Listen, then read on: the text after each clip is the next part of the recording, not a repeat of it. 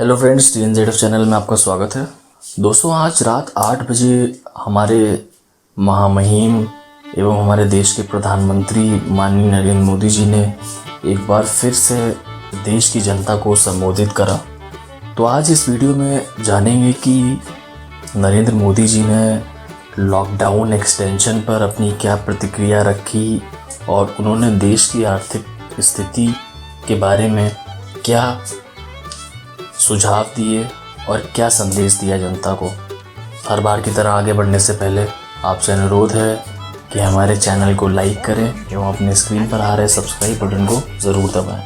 दोस्तों, जैसा कि हम जानते हैं कि हम 24 मार्च से लॉकडाउन पर चल रहे हैं, जब कोरोना की स्थिति दिन पर दिन और बढ़ती चली जा रही है। तो ऐसी स्थिति में हम 3 लॉकडाउन के चरणों से गुजर चुके हैं। तीसरा चरण इस महीने की 17 तारीख को ख़त्म हो रहा है।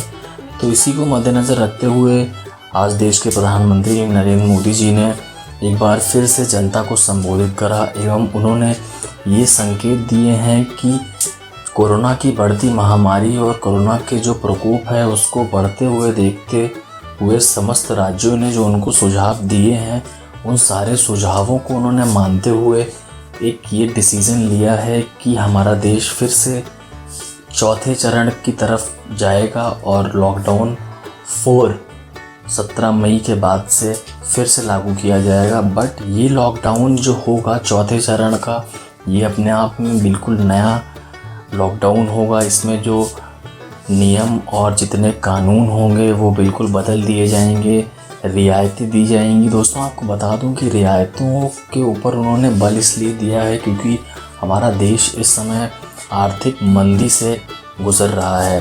जब कोरोना की महामारी पूरे देश में फैल चुकी है तो आम जनजीवन के साथ हमारे देश का जो आर्थिक स्थिति है वो भी पूरी तरीके से प्रभावित हो चुकी है।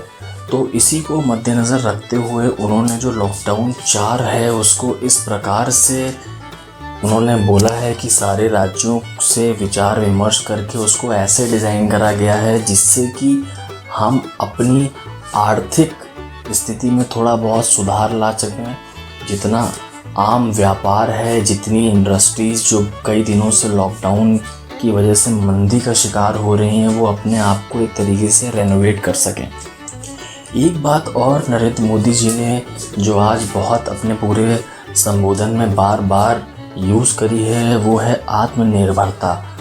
तो दोस्तों, नरेंद्र मोदी जी ने फिर से एक बार संकेत दे दिया है कि भारत को आत्मनिर्भर होने की अत्यंत आवश्यकता है। जब पूरा विश्व कोरोना की महामारी झेल रहा है, बड़े बड़े देश जैसे अमेरिका, चीन, स्पेन, फ्रांस, रशिया जैसे देश जब इस महामारी से उभर नहीं पा रहे हैं और एक इकोनॉमिक डाउनफॉल की ओर जा रहे हैं, तो ऐसे में हमको आत्मनिर्भरता होना बहुत ज़रूरी है। आत्मनिर्भर हम जितना ज़्यादा या जितना जल्दी से जल्दी हो पाएंगे, हम इस देश में एक नई क्रांति एवं नई ऊर्जा को फूंक पाएंगे।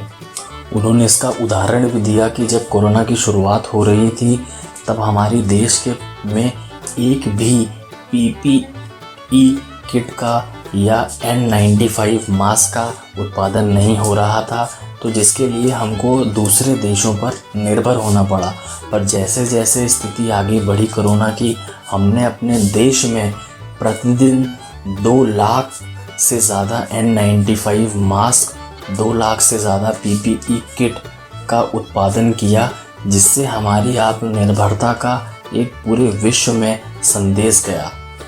उन्होंने ये भी कहा कि भारत युग युगांतर से अपने टैलेंट एवं अपनी जो उदारता है उसके लिए हमेशा जाना गया है।